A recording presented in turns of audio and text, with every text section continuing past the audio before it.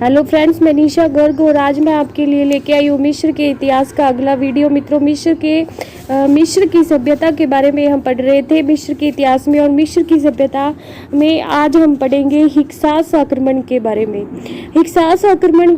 हिक्सास जो शब्द है मित्रों, इसके अर्थ जो था मैंने आपको पहले ही बता दिया कि हिक्सास किसको कहा जाता था। मित्रों, ये दो शब्दों से मिलकर बना है, हिक और सास। हिक का मतलब था राजा और सास का मतलब था ये सोच जिसको हम बोलते हैं, सास शब्द था, और सास का मतलब था गडरिया। तो इन दोनों को जोड़े तो मिस्र में इनको कहा जाता था गडरिया राजा। इस शब्द का, हिक्सास शब्द का क्या अर्थ था? गडरिया राजा। मित्रों, ये जो हिक्सास थे ये सीरिया के लोग थे, इनके अंदर मिस्र जाति के लोग थे, और इन्होंने क्या मिस्र पर आक्रमण कर मिस्र पर अधिकार कर लिया। और इनका जो काल है हिक्सास आक्रमण का, वो मित्रों माना जाता है 1788 से लेकर 1580 का जो मिस्र में काल था, उस टाइम में यहाँ पर हिक्सास आक्रमण होते हैं। हिक्सास मित्रों सीरिया से संबंधित थे और इनमें क्या है, यहूदी जाति की प्रधानता थी। वैसे तो ये मिस्र जाति के लोग थे, लेकिन इनमें यहूदी जाति की प्रधानता थी। हिक्सास को मिस्र की भाषा में विदेशी शासक कहा जाता था। मिस्र के जो लोग थे वो हिक्सास को क्या कहते थे? विदेशी शासक। और इन्होंने मिस्र पर अधिकार कर लिया। मेनेथो के अनुसार, मेनेथो कौन थे मित्रों? मिस्र में एक मेनेथो नाम जो था वो पुजारियों को लिया जाता था, जिनको को इतिहास लिखने का कार्य जो था ये मेनेथो करते थे मिस्र में। और मेनेथो ने कहा कि हिक्सास आक्रमणकारी जिसने मिस्र पर आक्रमण किया वो कौन था, उसका नाम इन्होंने बताया सेलिटस।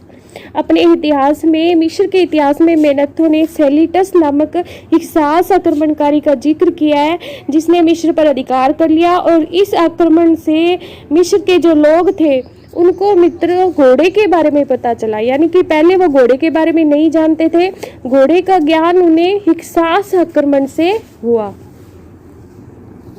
अब मित्रों जानते हैं आगे का जो काल है मित्रों, 1580 से लेकर 1080 का जो काल है मित्रों, वो मिस्र में साम्राज्यवादी युग के नाम से जाना जाता है। साम्राज्यवादी युग, ये साम्राज्यवादी युग कैसे था इसके बारे में जानते हैं। इसका टाइम पीरियड मित्रों 1580 से 1080 माना जाता है। इस टाइम में जो मिस्र में शासन था 18वें राजवंश का शासन था। 18वें राजवंश का शासन था, और 18वें राजवंश में तुतमोस प्रथम की बेटी, जिसका तुतमोस प्रथम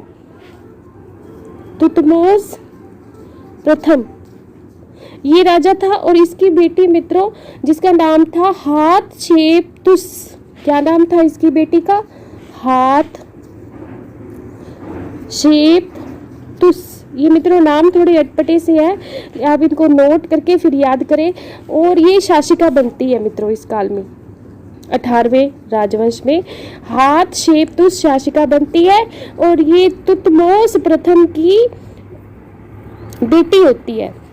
तुतमोस प्रथम की बेटी होती है मित्रों। तुतमोस प्रथम के दो पुत्र भी होते हैं, जिनका नाम होता है तुतमोस सेकंड और तुतमोस तृतीय। तुतमोस सेकंड और तुतमोस तृतीय, ये इसके दो बेटे भी होते हैं मित्रों, और एक बेटी होती है। लेकिन ये शासिका कौन बनती है? जो बेटी होती है हातशेप्सुत, वो शासिका बनती है मिस्र की। मित्रों, हातशेप्सुत का भाई उसके सौतेले भाई तुतमोस तृतीय के साथ हुआ। मतलब मिस्र में मित्रों एक परंपरा चली आ रही थी शुरू से कि मिस्र में क्या होता है, वहाँ की सभ्यता में बहन भाई की शादी करा दी जाती थी मित्रों। ये वहाँ पे परंपरा थी। इसमें क्या हुआ कि दो हातशेप्सुत है, इसका विवाह जो होता है वो उसके सौतेले भाई तुतमोस तृतीय के साथ होता है। तुतमोस तृतीय के साथ होता है। तो मित्रों उसके बाद क्या होता है, जब हातशेप्सुत है मित्रों, इसको विश्व की पहली महिला शासिका भी कहा जाता है। ये इंपॉर्टेंट फैक्ट है मित्रों। विश्व की पहली महिला शासिका कौन है? हातशेप्सुत। और इसका जो विवाह है वो इसके सौतेले भाई तुतमोस तृतीय के साथ होता है। ये एक कठोर शासिका थी मित्रों। कठोर शासिका। इसने शासन के कई कठोर नियम बनाए और इसके द्वारा मित्रों एक पश्चिमी थीबिस नामक एक स्थान था मिस्र में, और वहाँ पर एक मंदिर का भी निर्माण करवाया गया जो कि दर अल, इस मंदिर का क्या नाम था मित्रों? दर अल बहरी। और इस मंदिर का निर्माण कहाँ करवाया इसने? पश्चिमी थीबिस, ये एक जगह थी और ये एक मंदिर का नाम था जिसका इसने निर्माण करवाया। दल अल बहरी पश्चिमी थीबिस में इसमें मंदिर का निर्माण करवाया। मित्रों इसके पुत्र का नाम हापसूनेनन था। क्या था इसके पुत्र का नाम? हापसूनेनन। किसका पुत्र था ये? हातशेप्सुत का पुत्र था मित्रों, और इसका नाम था हापसूनेनी था, और जो कि इसका प्रधानमंत्री भी था और प्रधान पुजारी भी था। जो हापसूनेनी है वो हातशेप्सुत का प्रधानमंत्री भी था और प्रधान पुजारी भी था। तुतमोस तृतीय मित्रों शासक बना। जब ये इसकी मृत्यु हो गई हातशेप्सुत की, एक महिला शासिका हातशेप्सुत, जब इसकी मृत्यु हो गई तो तुतमोस तृतीय शासक बनता है। जो इसका भाई होता है तुतमोस तृतीय, इसका भाई होता है और इसका पति भी होता है। ये इसके मरने के बाद शासक बनता है, और ये मरने के बाद क्या है, बहुत प्रसन्न होता है। हातशेप्सुत के मरने के बाद बहुत प्रसन्न होता है क्योंकि ये बहुत ही कठोर शासिका होती है। लेकिन तुतमोस तृतीय जो होता है मित्रों, ये बहुत अच्छा शासक होता है। तुतमोस तृतीय, इसको मिस्र के इतिहास में या विश्व इतिहास में प्रथम सेना नायक, प्रथम विजेता व संसार का प्रथम साम्राज्य निर्माता कहा गया है। तुतमोस तृतीय को प्राचीन मिस्र का नेपोलियन भी कहा गया है। बहुत ही इंपॉर्टेंट फैक्ट है मित्रों कि प्राचीन मिस्र का नेपोलियन किसे कहा गया है? तो मित्रों तुतमोस तृतीय को प्राचीन विश्व का नेपोलियन कहा गया है। तुतमोस तृतीय को। इसके बाद जानते हैं मित्रों विल ड्यूरेंट जो इतिहासकार हुए उनका क्या विचार है? उनका विचार है कि इसके बाद का जो शासक है जिसका नाम है अमनहोतेप तृतीय, इसको मिस्र का शाहजहां कहा जा सकता है। किस लिए मिस्र का शाहजहां? इसको क्यों कहा जाएगा मिस्र का शाहजहां? जरूरी इसने कोई वास्तुकला से संबंधित कोई कार्य करवाए होंगे, तभी इसको मिस्र का शाहजहां कहा जाता है।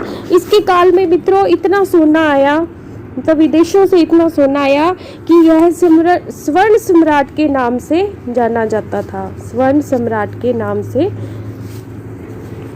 कौन जाना जाता था? अमनहोतेप तृतीय जाना गया। अमनहोतेप तृतीय को स्वर्ण सम्राट के नाम से जाना गया क्योंकि इसके काल में बहुत सा सोना आया। मित्रों इसकी जो पत्नी थी वो उसका नाम क्या था? अमनहोतेप तृतीय की जो पत्नी थी इसका नाम था टाई, और इसका मित्रों प्रशासन में या शासन में हस्तक्षेप था। अमनहोतेप तृतीय के काल में मित्रों मिस्र की सभ्यता अपने चरम पर पहुंच गई, यानी कि इसका जो काल था वो शांति का काल था और कई कलात्मक और कई सृजनात्मक कार्य इसके काल में हुए। अमनहोतेप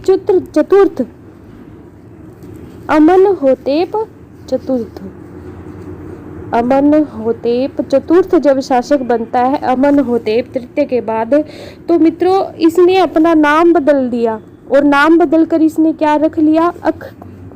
अखनाटन। क्या नाम लिख लिया इसने अपना? अखनाटन। किसने? अमनहोतेप चतुर्थ ने अपना नाम बदलकर क्या रख दिया? अखनाटन। इसका काल मित्रों धर्म व कला के लिए प्रसिद्ध था। धर्म व कला के लिए प्रसिद्ध था क्योंकि इसके काल में धर्म और कला की विशेष रूप से प्रगति हुई। अमनहोतेप चतुर्थ मित्रों वही अखनाटन जो था, इसके काल में सूर्य के अतिरिक्त लगभग 3000 अन्य देवी देवताओं की पूजा होती थी, क्योंकि इसका जो ध्यान था वो धर्म की तरफ ज्यादा था। तो इसके काल में मित्रों सूर्य के अतिरिक्त 3000, सूर्य की तो पूजा मिस्र में पहले से ही होती आई है, और इसके अलावा 3000 देवी देवता और इनकी पूजा होती थी। अखनाटन के काल में या अमनहोतेप चतुर्थ के काल में मित्रों, इसने पुराने देवताओं के स्थान पर एक नया देवता भी स्थापित कर लिया जिसका नाम था अतन, नया देवता। और इस नए देवता को नए देवता को इसने ये जो नया नाम था इसने सूर्य देव का ही रखा मित्रों, सूर्य का ही रखा, और इसको सूर्य मानकर इसने पूजा शुरू की, जिसका कोई ईश्वर नहीं था। इसलिए अमनहोतेप चतुर्थ के काल में मित्रों 18वें राजवंश के इस राजा को विश्व का पहला दार्शनिक और प्राचीन विश्व का पहला धार्मिक राजा भी इसको कहा जाता है। मित्रों, ये कोई ज़्यादा महत्वपूर्ण फैक्ट नहीं है, लेकिन इसने जब नए देवताओं का निर्माण कर लिया तो इसका ये धार्मिक तो था ही, धर्म में इसकी आस्था थी, लेकिन इसके साथ साथ मित्रों धार्मिक व्यक्ति, विश्व का पहला धार्मिक व्यक्ति और इसको विश्व का पहला दार्शनिक राजा भी कहा जाता है, दार्शनिक राजा। इस तरह मित्रों 18वीं जो राजवंश था उसमें एक धार्मिक व्यक्ति हुआ और एक दार्शनिक राजा हुआ, अमनहोतेप चतुर्थ, जिसने अपना नाम बदलकर अखनाटन रख लिया। 19वें राजवंश के बारे में हम जानते हैं मित्रों, तो 19वें राजवंश में रेमीसीज व सेबी नामक 2 शासक हुए। कौन कौन? रेमीसीज व सेबी नामक शासक। और इस काल में मित्रों पुरोहित वर्ग के द्वारा, पुरोहित जो वर्ग था उसके द्वारा विद्रोह किया गया मिस्र में। और 20वें राजवंश के शासक जो थे सेनाक्त, 19वें के बाद कौन सा शासक राजवंश आ जाता है? 20वां। और 20वें राजवंश के काल में एक शासक हुए जिनका नाम था सेनाक्त। सेनाक्त के काल में क्या हुआ कि पुरोहित वर्ग जो था उसकी शक्तियां बढ़ गई। और 21वें राजवंश का जो शासक था उसका नाम था हीहोर। ये कौन से वंश का था? 21वें वंश का। और इसने क्या किया कि 21वें वंश में जो राजवंश था उसका शासक हीहोर नामक राजपुरोहित था।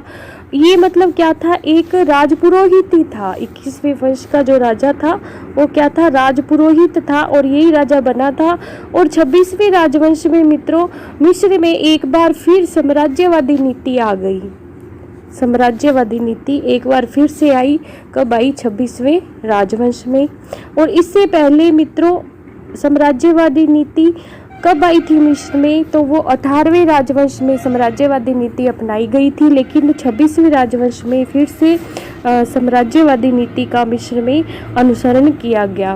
परंतु यूनानी व रोमन आक्रमण के कारण मित्रों मिस्र में अपनी स्वतंत्रता को सुरक्षित नहीं रख सका। यूनानी और रोमन आक्रमण जब होने लगे मिस्र पर, तो ये जो मिस्र की जो स्वतंत्रता थी वो कायम नहीं रह सकती।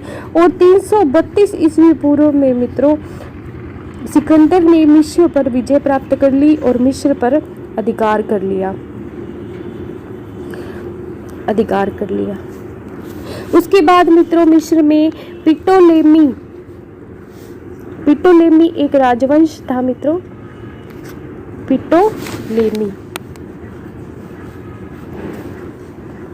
पिटोलेमी राजवंश जब सिकंदर के आक्रमण के बाद पिटोलेमी राजवंश का शासन रहा।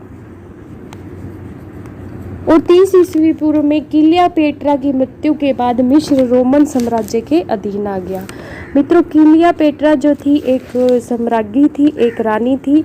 और ये क्लियोपेट्रा जब मृत्यु हो जाती है क्लियोपेट्रा की, तो इसकी मृत्यु के बाद 30 ईस्वी पूर्व में मिस्र पर रोमन साम्राज्य का अधिकार हो जाता है।